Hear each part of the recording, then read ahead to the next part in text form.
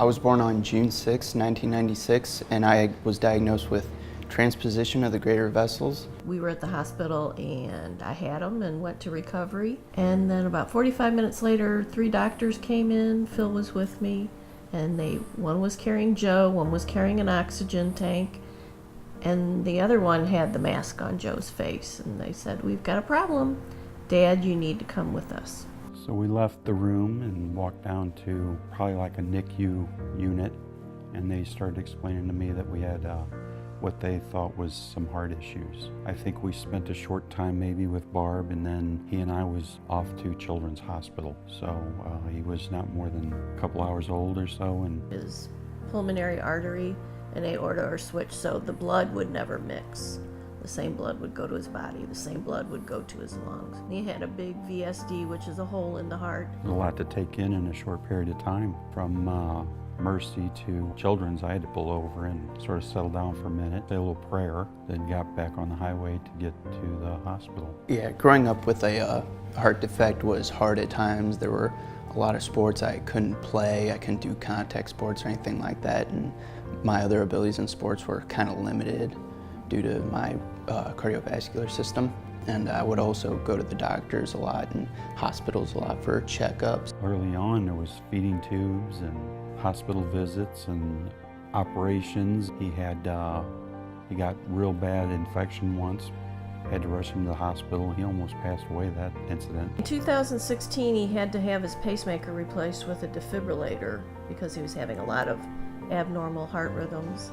That was done in August, and then by the following June, he just got really sick, and we didn't know what it was. Pretty much went on for all summer. We finally called the doctor and said, he can hardly breathe. And They figured out the pacemaker wasn't doing what it was supposed to do. We think that it was either wired incorrectly or that one of the wires came loose. His heart was sort of weakened from the 9 months or so, almost a year, that the pacemaker wasn't working properly. He did get better for 3 months, 4 months, and then he just fell off. It just, the bottom dropped out. And then that's when the word transplant came up. I first started needing a transplant on March 28th last year, 2018. I went to the hospital at Cardinal Glennon. I was experiencing some complications with my heart, and a few days later, October 31st,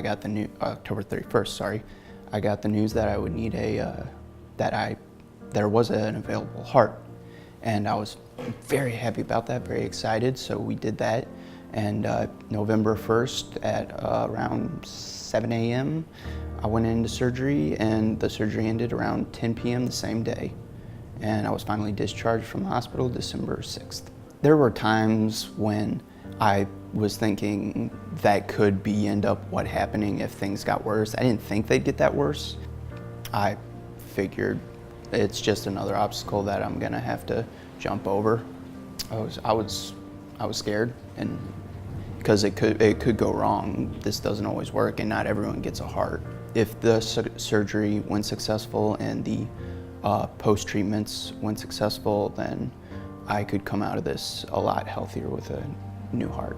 After the transplant, I had a bad case of rejecting the heart, and they put me on a lot of anti-rejection medication. Massive headaches, backaches, stomach aches, pain. You're not able to move. You've got IVs everywhere. I had, I believe, 6 IVs in me at the time when I was conscious after the surgery. I'm still taking a lot of medications for the heart, but I'm healing fast. The restrictions now are a lot less than the restrictions I did have when I was living with my original heart and a pacemaker. In hindsight, that's the best thing that could have happened to us, that Barnes pushed us to Children's.